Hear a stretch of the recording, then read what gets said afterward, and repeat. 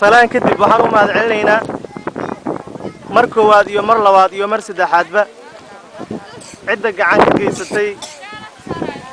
in deeq la gaarsiiyo barakacayaasha ka soo barakacay deegaanadooda ayagoo soo aaday meelaha ay u maleeyaan inay heli karaan wax noloshoodii hore dhaama dadkani waxaa gacan siiyey qof kastoo daaqasho leh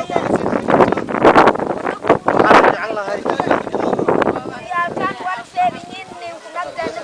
waxaad soo baxsateen inay idin noqdaan waxa ilaahay agtiisa ka idinku baa waxaan halkan uga mahadcelinaynaa jamaacada degan ama kooxda degan ama muslimiinta degan Norway gaar ahaan gobolka Hashim kuwaasoo soo wakiishay Ciise Maleele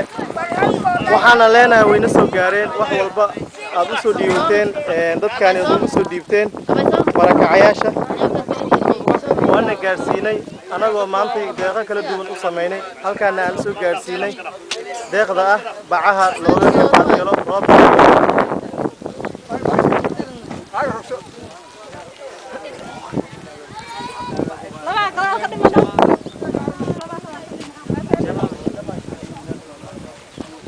بس كانوا حلو